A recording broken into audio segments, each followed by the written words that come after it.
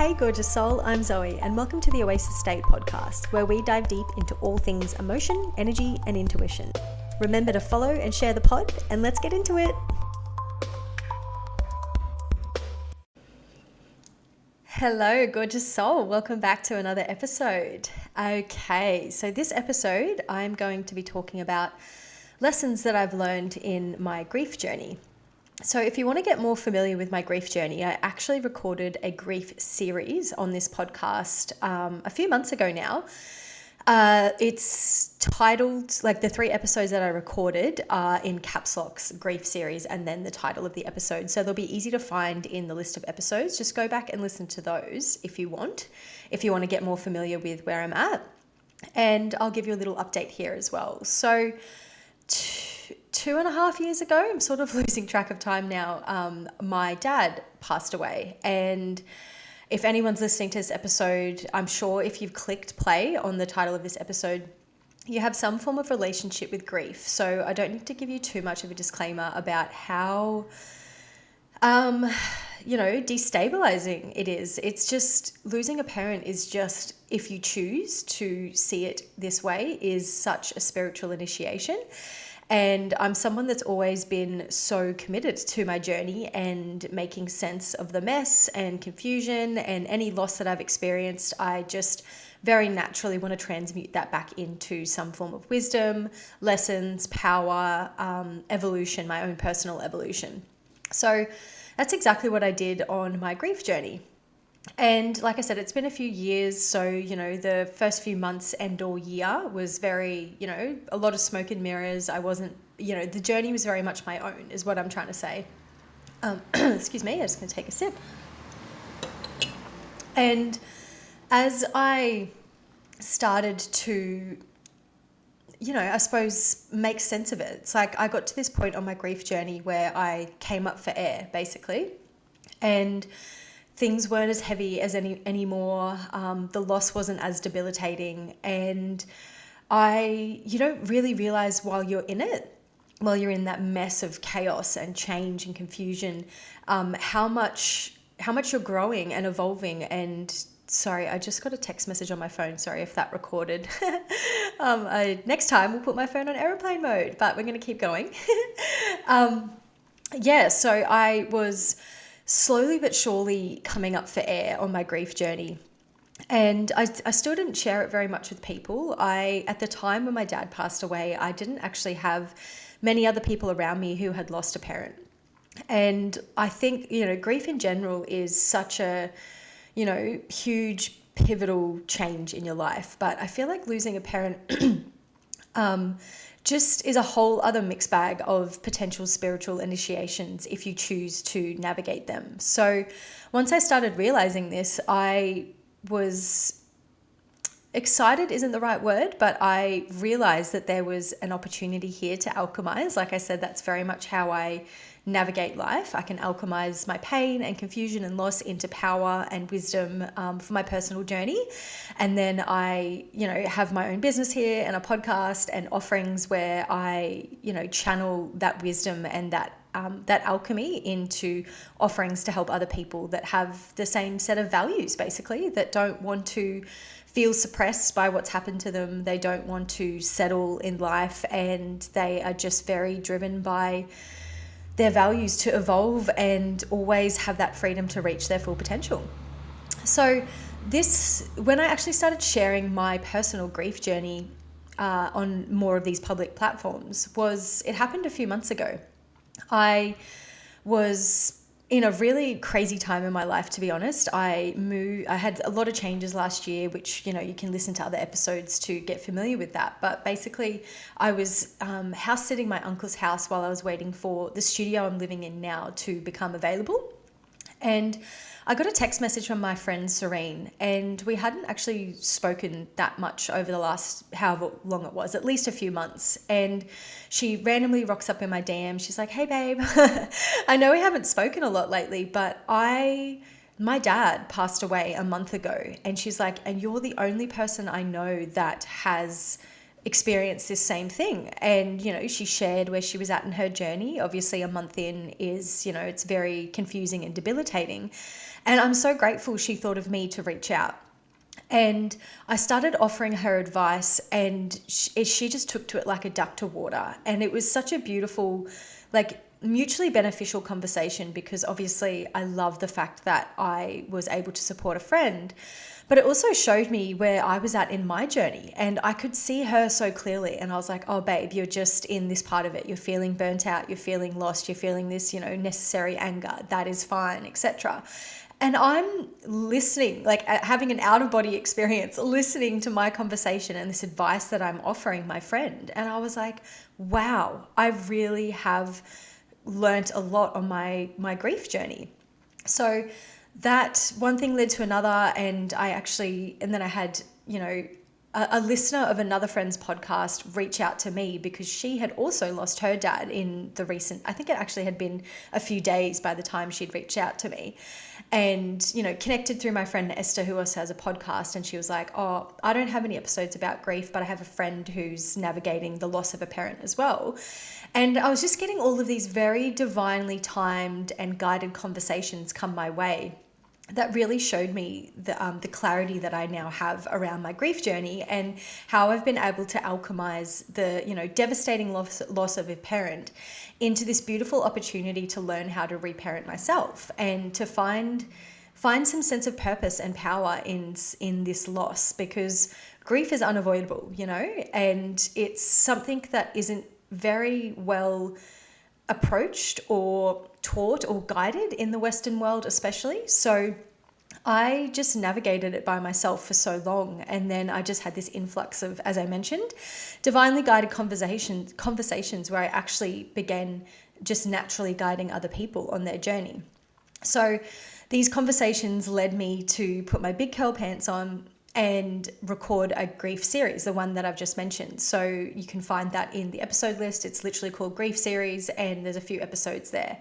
The third episode of the Grief series is I've actually jumped on and recorded an episode with my friend Serene, who has lost her dad as well. And we just have pretty much a very direct, very morbid chat about, the ups and downs and loss and uncertainty and everything that comes up when you lose a parent. So there's 3 episodes there.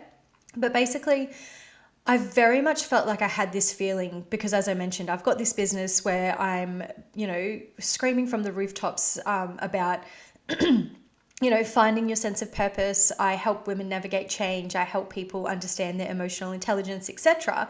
So part of me was like, okay, you show up and share your personal experiences in this business, on this podcast, with your offerings, but you haven't yet spoken about your grief journey. And I sort of knew there was a bit of a discord there. And I was like, oh God, there's going to be a time that comes along where I'm going to have to share this. And these divinely timed conversations were just so much confirmation for me that it was time.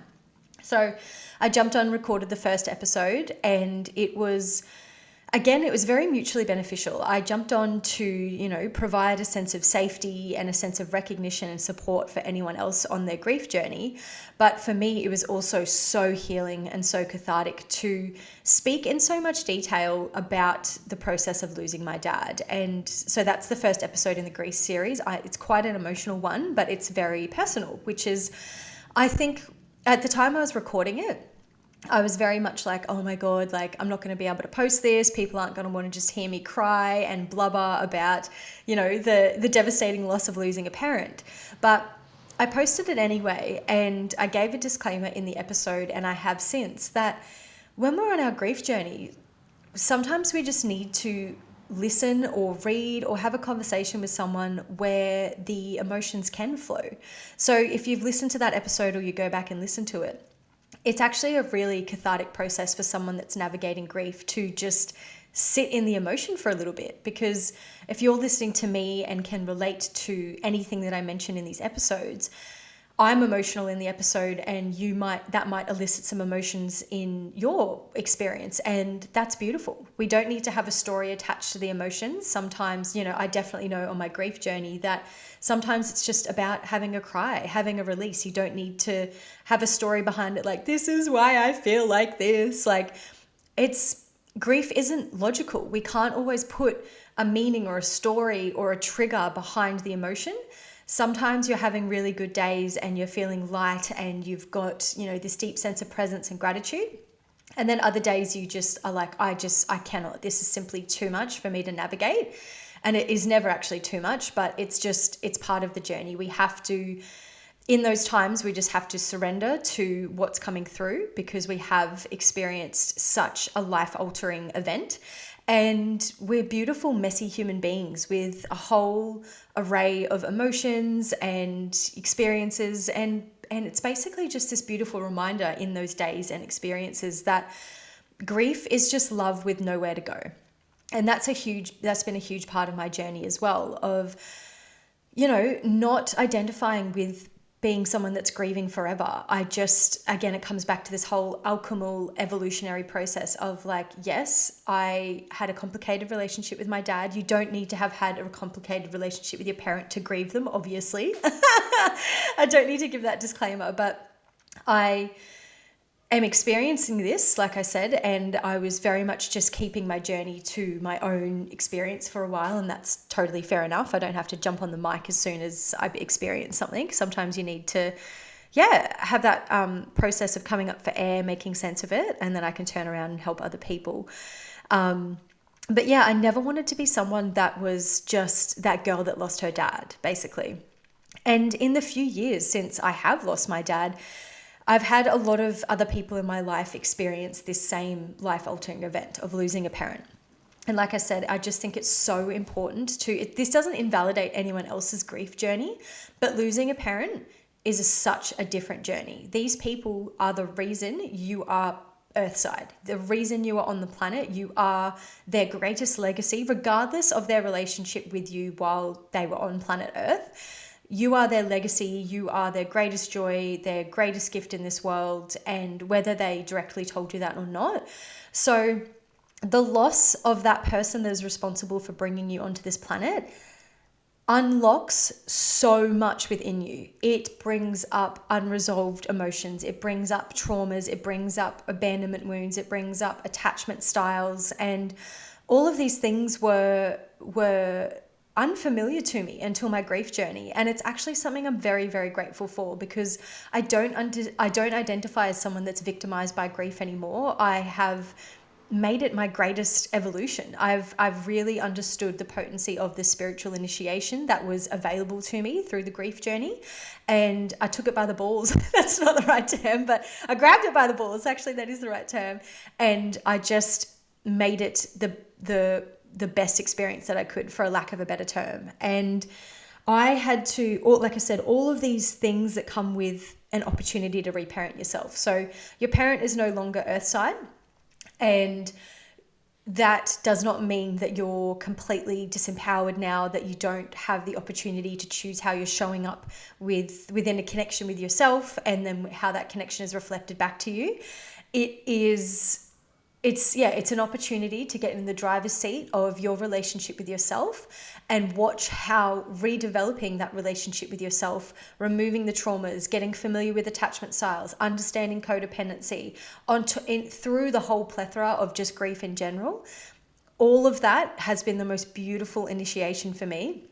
And I'm grateful now that I am aware of what attachment styles are and what abandonment wounds are, and, how it feels to, no matter what age you lose your parent, you still feel like that little child that's lost their mum or dad, because that's what the grief journey and losing that person that brought you into the earth, that's what that initiates. It brings you back to just feeling like a helpless child.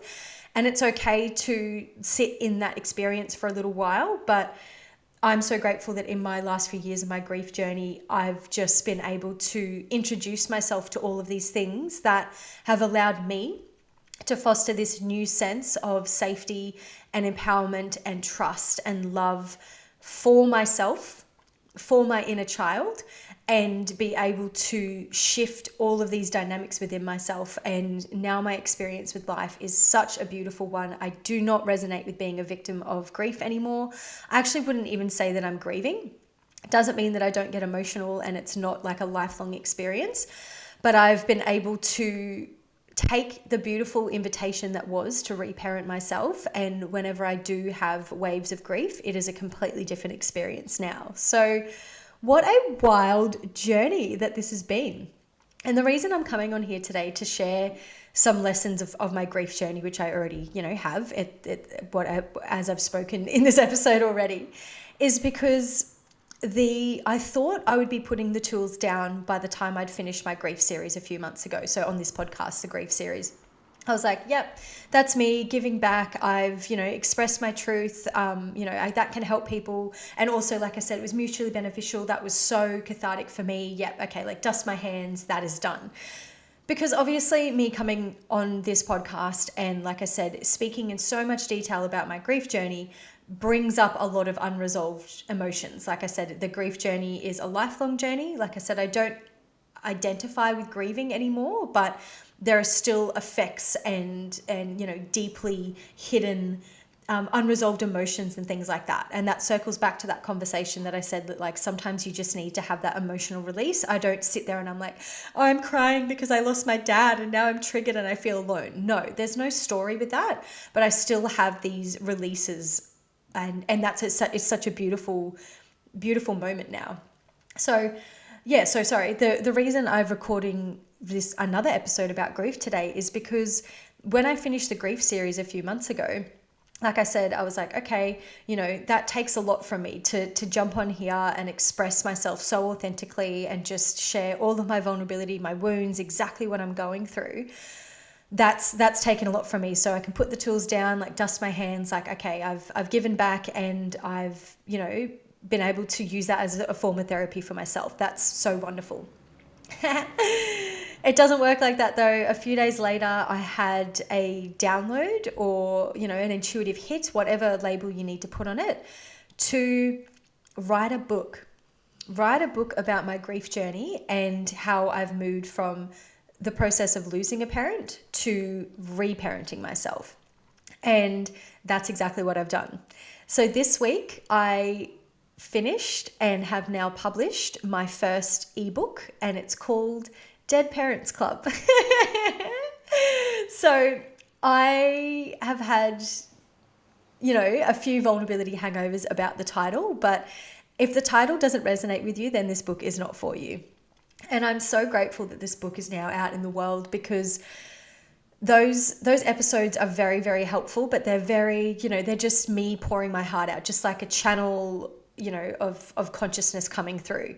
Whereas this book, obviously I can structure it. I've broken it into parts and chapters. I've added my own research in there. So I have 2 science degrees, and before I started a business, I was working a lot in research, academic research, and I'm very familiar with, tertiary level education. And it was great to sort of pair together those skills. So this book that I've written is very much, again, about my personal experience, but I've also woven in a lot of grief, bereavement, loss research that's out there, because I'm very skilled at understanding and analyzing that research. So this book is just my gift to anyone that is on the grief journey, but also someone that doesn't resonate with sitting in that grief and wants to actually, find some sense of purpose and some peace within this whole journey. So it's called Dead Parents Club. And the Dead Parents Club title comes from, again, circling back to the conversations I had with my friend Serene, which was when I realized that I actually have so much wisdom and guidance to offer on the grief journey, because she reached out to me a month after her dad passed away, and I was very, very easily able to see how clearly where she was at,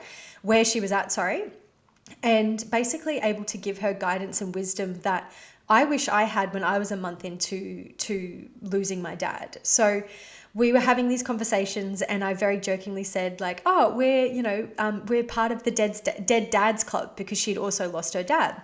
So that's sort of been a theme that's come through with our personal conversations, with the podcast we recorded, and it's just been sort of a running theme. Then I started talking to my other friends that have lost parents over the last few years. As I mentioned, I was very much alone in my journey, but then over the last few years, I'm in my 30s now. So I suppose death and grief and the loss of a parent is a very inevitable event in life. And I've had more people around me go through this life-altering event. And I started sharing that, my friend had lost their mum. And I was like, oh, well, you're part of the Dead Parents Club. So it shifted from Dead Dads Club to Dead Parents Club. And he was like, oh, yeah. And gave me a high five. And that's where the title has come from. And I definitely have, had vulnerability hangovers about it. And I was literally, so I've only published the book yesterday, and last night I was just processing all of that, and I'm sitting there like, oh my god, all of these grieving people are going to rock up at my doorstep with pitchforks trying to harm me because the name's going to trigger them so much. And then I woke up this morning and was like, no, if anyone's on this grieving journey, you realize the value of dark humor. It's a welcome break from the heaviness and the darkness that you experience. If you can laugh at the title or laugh at a morbid joke, I said I joke with my friend Serene about, really, really fucking morbid stuff. But when you're on the grief journey, your ability to laugh sparks this light within yourself that feels so foreign while you're so deep in the grief journey that it helped me come full circle with the title. And I was like, no, people that resonate with this title will be the ones that purchase this book and need this book because they're on that same frequency as me. And it's not the title isn't there to invalidate your grief journey at all, but I'm sure if you're on the grief journey, you can appreciate how important it is to have a sense of dark humor. It's actually a coping mechanism. And like I said, it's just that welcome lightness and renewal of your spark when you're going through something so deep and so transformative. So yeah, I woke up this morning and I was like, nah, Dead Parents Club, that's it. And the title also invites you to realize that you're not alone on this journey. And that was a huge reason and pull for me to want to create this book, was because I felt so alone in my grief journey, and I basically had to figure out a lot of it by myself. And now by calling this book The Dead Parents Club, it's bringing in that very subtle understanding that you are not alone on this journey. And I'm sure, again, if you're on the grief journey, you have so many supportive people around you. But one thing that I realized when I was talking to my friend Serene a few months ago, she was feeling so much love from everyone around her and all of this support, but she was also feeling quite guilty because everyone's words of encouragement and love and, some form of recognition were falling flat for her. And that was a similar journey that I went through at the start of my grieving journey, is everyone loves you and everyone is there for you. But unless they have lost a parent, their words can seem very generic. Their words of support are very generic. Generic.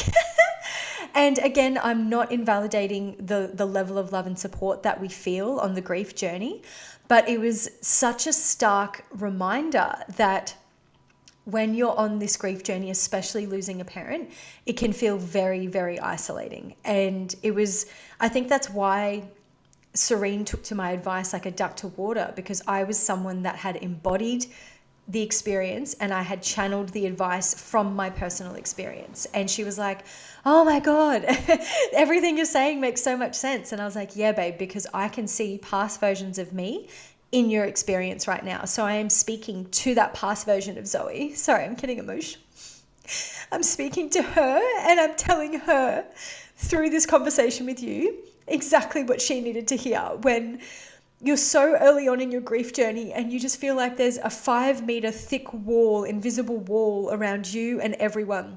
And even though there's so much love and there's so much support, you're just sitting there almost like frustrated and resentful because you're like, you don't know what I'm going through. And it was just such a beautiful conversation, like such a full circle moment for me as well, because it was, so gratifying to be able to help a friend who was so early on in her journey and just, and feeling that, residual guilt about everyone's here to support me, but I'm so angry and I feel so alone. And for me to have that conversation with her and validate, yeah, babe, that's fine. It's because you feel resentment because of X, Y, and Z. You feel isolation because of X, Y, and Z was just so beautiful for both of us. So that led me to record these episodes, the grief series episodes, and then also spend the last few months creating this Dead Parents Club ebook. This is a grief book. It's broken into 2 parts, and I will go into more detail about it, but that was the whole, there's many reasons why I've sat down and written this book, but it's because no matter how much support you have around you, unless you're hearing some advice or some recognition from someone else that has lost their parent, it can still feel so isolating and so confusing. And that's why I'm so grateful for these divinely guided conversations that I've been able to have with other people over the last few months and years that have lost parents, because it really is a club. It really, really feels like a club, and it's not a club that you want to be a part of, but that's just the way the cookie crumbles. And it's not like you want to walk around with a badge on like, hey, I'm part of Dead Parents Club, but it's a club. It's something that you're a part of now, and I'm so grateful that I get to offer some support and guidance for these people in this really heartbreakingly bizarre, fucked up club. So yeah, I'm just sorry, I'm so emotional. I just it took me months to write this book because it was such a cathartic experience for me as well. And as I was proofreading it over the last few days, I was so emotional. I'm like bawling my eyes out. I'm laughing, I'm crying, because everything that I'm reading, like I said in this book, was exactly what I needed to hear over the last few years on my journey. And then I'm also emotional because I'm so proud of myself. I'm like, look at what you did. You sat down, and in one of the worst events that can happen in your life, you just put one foot in front of the other, even though it didn't feel like it at the time, but you just kept going and kept trying to make sense of it. And, there's all of these layers that come with losing a parent. I've had to go through this whole forgiveness journey and just finding some sense of peace with my relationship with my dad, and that debilitating feeling that there's unfinished business between us, but there's nothing I can do now because he's passed away. So I took that unfinished business with him and I finished it in my own way. I finished it. Sorry. Sorry, it's so emotional.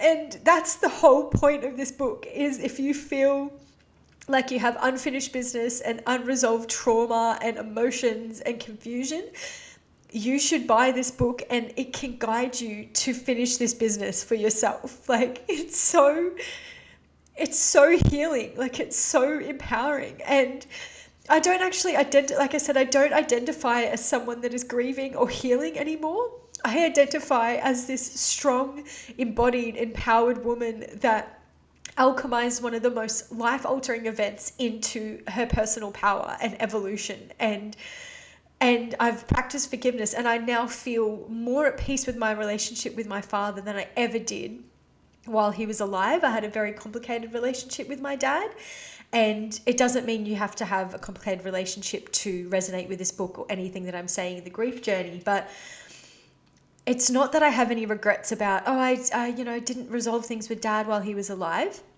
He was a man that chose to take his demons to the grave. And I genuinely believe with every fiber of my being that no conversation we could have had on while he was earthside would have given me the peace and the empowerment and the healing and everything that's happened by me finishing what we couldn't finish while he was alive. Like, I got in the driver's seat of my life and my relationship with myself and my relationship with life and people and everything.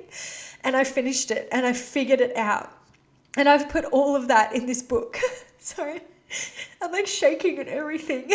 Sorry, this has been so mutually beneficial because it's just so healing for me. But it just fills me with such a sense of purpose and pride that I have put this out in the world, and I can help other people, and hopefully in a more succinct and a faster and a more sustainable way, because I am so grateful for my grief journey. I would go through every single day again to sit here and feel the way that I feel now. And that's what I put in this book. So it's 2 parts. The first part is all about, sorry, let me just take a sip and take a breath. Oh. Oh, it's so wild, guys, because it was not on my bingo card this week to finish this book. Like I've mentioned, every time I'd sit down and write this book, it took so much from me. And that's not the right thing to say, but it's like I had to alchemize, I had to heal, I had to show up, I had to look at the